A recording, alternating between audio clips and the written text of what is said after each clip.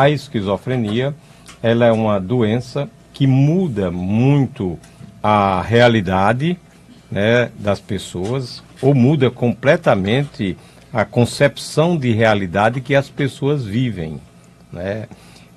O que é que eu quero dizer com isso? De repente, como ela é uma doença muito insidiosa, ela começa muito cedo, principalmente em jovens nessa idade de 13 a 15 anos, né? E ela atinge uma boa parte da população, variando de 0,3% a 3% da população mundial. Quer dizer que é um índice muito grande das pessoas que sofrem de esquizofrenia. Então, esquizofrenia, ela é uma doença que ataca principalmente as percepções da pessoa, a capacidade do raciocínio, né? Por isso que a pessoa fica como que com a sua mente destroçada. De repente, eu passo a vivenciar uma outra realidade. A realidade dos delírios, a realidade das alucinações e a realidade do meu comportamento, da minha inserção social. Então, quando eu falo em delírio, a pergunta vem: o que é isso, delírio? Ideias delirantes são aquelas ideias falsas que começam a brotar da minha mente, né? De repente eu passo a ser uma pessoa desconfiada, eu passo a entender que eu sou alvo de uma conspiração, que as pessoas me marcam, que as pessoas falam de mim, que as pessoas querem me matar, que as pessoas jogam alguma coisa estranha, como feitiço, catimbó, em mim. Então, essa é uma realidade que passa a fazer parte do pensamento de uma pessoa com esquizofrenia, e eu não me convenço de que aquilo tudo é uma manifestação de uma doença, né? A gente tenta explicar que não existe a perseguição, a marcação, que não existe o feitiço e que a pessoa simplesmente está doente, mas a pessoa não se convence, né? Quer dizer, essa irreversibilidade dessa nova realidade é uma das características da doença, e o seu sintoma maior é o delírio. Outro sintoma evidente, né, são as concepções alucinatórias, né, as alucinações, principalmente alucinações auditivas. Essas ideias de perseguição, geralmente ela vem acompanhada de uma voz, que o paciente percebe essa voz tão real como vocês agora estão ouvindo a minha voz aqui pela Rural FM. Então é o seguinte: o paciente, além de se sentir perseguido, ele ouve a voz do seu perseguidor, né? Ou assim, uma voz que comanda os seus pensamentos e suas ações. Se o paciente tem um delírio de perseguição, ele ouve também a voz, além dele se sentir ameaçado, perseguido, ele está ouvindo ali a voz do perseguidor, uma voz que na mente dele é real, né, que diz assim: eu vou lhe matar. Ou então uma voz mais perigosa, no caso daquelas pessoas que têm mais uma depressão, né, associada à esquizofrenia, que essa voz ela induz ao paciente a fazer alguma coisa. Ou, por exemplo, a matar alguém, ou até mesmo ele se matar. A voz é tão forte e tão potente que ele domina o indivíduo, né? É claro que uma pessoa que é acometida de esquizofrenia, com as ideias de perseguição e vozes dominantes mandando ele fazer isso e aquilo, essas pessoas mudam de comportamento. Essas pessoas passam a ter um comportamento diferenciado do medo, né, do pavor, e dessa percepção que tudo mudou na vida dele, né? Por exemplo, se o jovem era um jovem inteligente, ou é um jovem inteligente, estudava muito bem, é um jovem com uma vida regular, ele deixa de frequentar os colégios, ele deixa de lado as amizades, pessoas que eram amigas, né, passam a ser inimigas, porque entram nesse rol de perseguidores e de pessoas que ordenam que ele façam aquilo que ele não quer fazer, muitas vezes, né? E aí, essa pessoa tende a ser uma pessoa que vivencia um outro mundo, uma outra realidade, e muitas vezes essas pessoas são acometidas de um afeto, de um sentimento de ódio, principalmente pelas pessoas que eles mais amam, né? Se tem pai, se tem mãe, eles muitas vezes, principalmente as mães, eles mudam de comportamento e passam a ser agressivos em relação à sua mãe ou ao seu pai, e também em menor escala, assim, em menor proporção, aos seus irmãos e amigos. Então, de um modo geral, para que vocês entendam nessa nossa introdução, isso é o que é uma das formas de esquizofrenia. O doutor Salomão, e como é que é feito o diagnóstico, por exemplo? Tem que ter uma consulta com um especialista?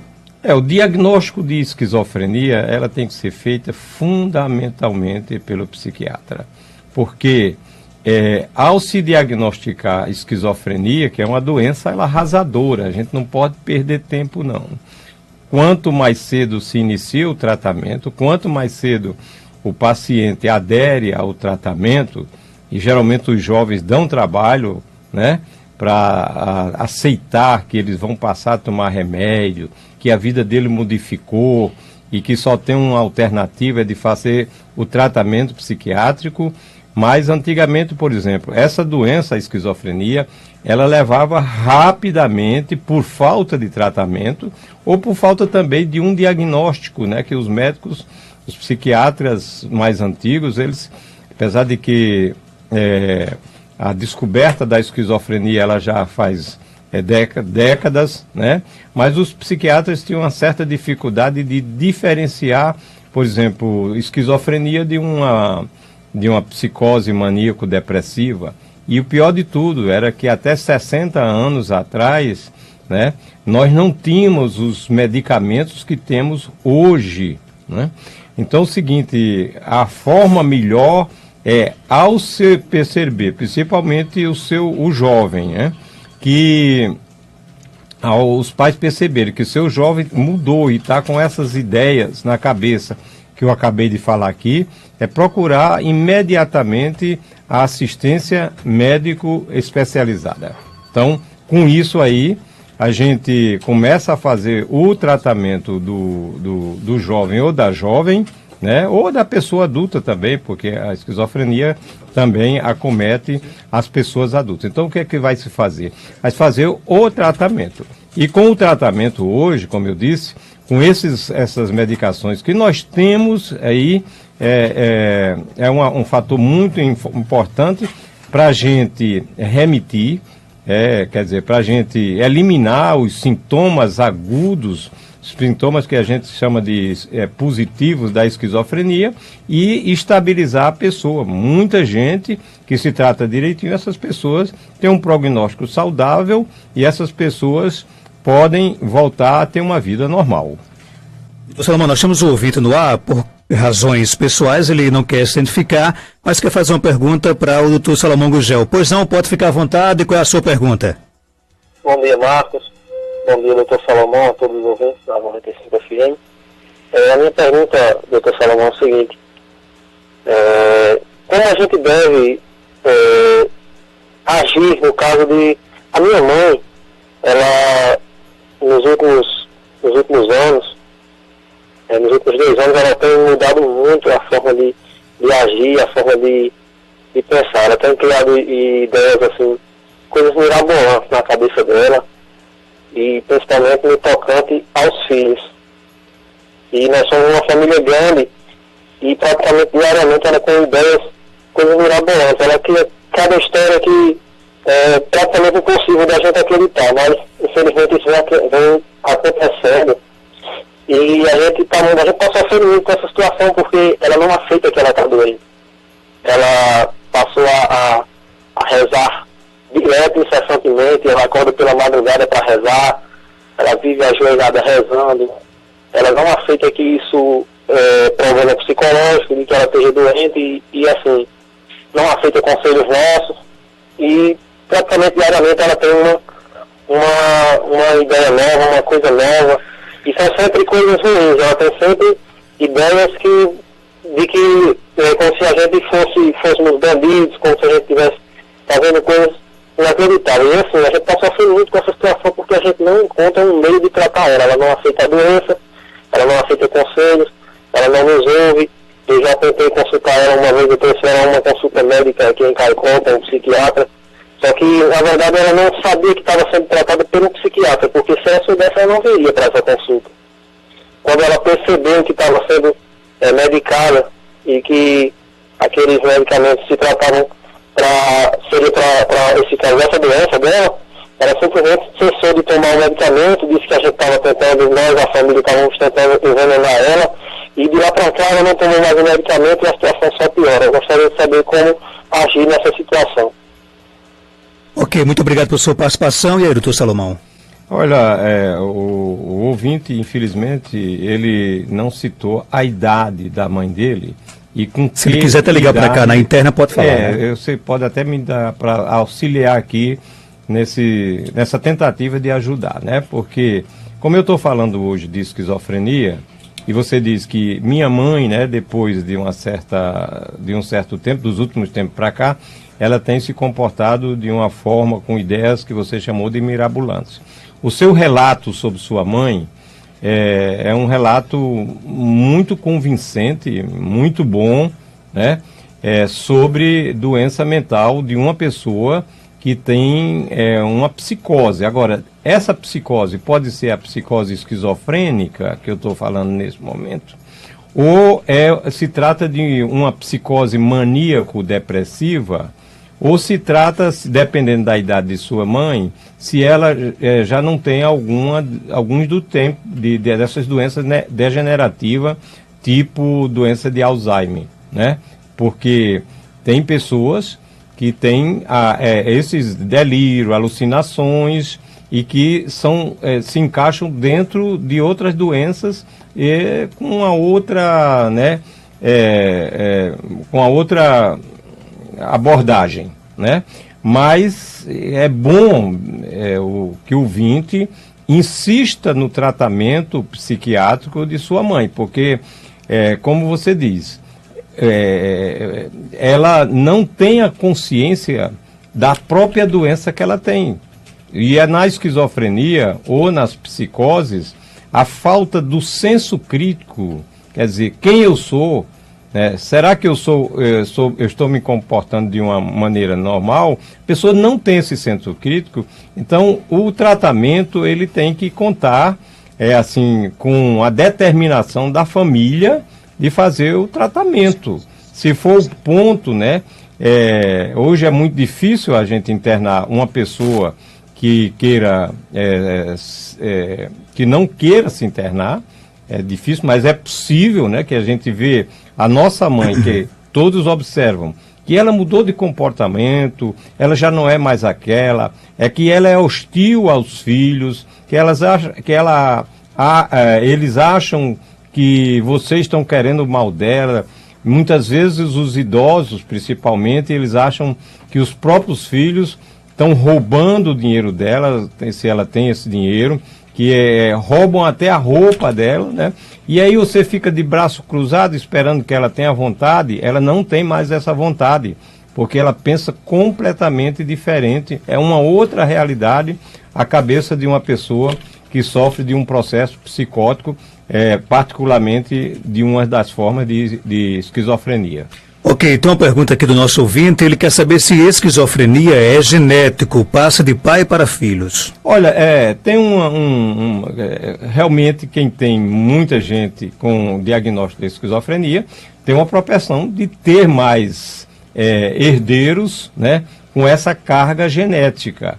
Mas né, nós não podemos ser tão assim fatalista, determinista, dizer filho de esquizofrênico vai ser. Não é realidade. Existe um percentual, né, que há a possibilidade, por exemplo, que famílias que nem se lembram que tem alguém com esquizofrenia na família e, de repente, nasce um filho, né, que depois dos 13 anos mostra que, como é, na minha família não tem ninguém com esquizofrenia, de repente aparece um. Então, todos nós nos enquadramos nesse percentual de 0,3% a 3% de pessoas que podem adoecer de esquizofrenia. Agora, entre as pessoas portadoras de esquizofrenia, né, é mais provável que alguém tenha esquizofrenia do que numa família onde não se tem conhecimento de pessoas com esquizofrenia. Tem cura ou tem controle? Não, tem tratamento. Tratamentos excelentes, né? Que faz com que, como eu disse no início, é preciso desde o primeiro sintoma, né, se for diagnosticado esquizofrenia, se tratando, a pessoa volta a ter uma vida normal. Agora, não é só a questão de tomar remédio, porque eu tenho muitos pacientes, né, que começaram a se tratar comigo de 13 anos de idade, né, e esses pacientes, olha, estavam na escola quando adoeceram, terminaram a escola tomando remédio, né, depois entraram no primeiro vestibular que fizeram, concluíram a universidade, constituíram família, se casaram e hoje são bons profissionais, tomando remédio. Então você pode viver uma vida, entre aspas, saudável com esquizofrenia. Agora, se tem o diagnóstico de esquizofrenia, aí é muito difícil você dizer, algum dia eu vou deixar de tomar remédio. Geralmente a gente faz um trabalho para mostrar que o que interessa, né, não é esse objetivo que ainda nós não alcançamos de dizer cura total da esquizofrenia. Isso aí o médico engana a família e o paciente, dizer que ele vai ficar curado. É melhor você dizer, olha, eu vou trabalhar aqui se você cooperar, se você tomar um remédio, se você fizer a sua higiene mental, se você procurar fazer uma vida saudável, né? Nós vamos muito longe na sua vida, você vai alcançar tudo isso. Agora, se você abandonar o tratamento, se vocês da família não entenderem isso, né? Relaxarem, negligenciarem no tratamento, aí nós vamos ter um demente, porque sem tratamento a esquizofrenia, ela descamba até a demência. E a demência é aquela pessoa lesada, esquecida, mansa, pacífica, mas não vale nada, né? Só está vivendo.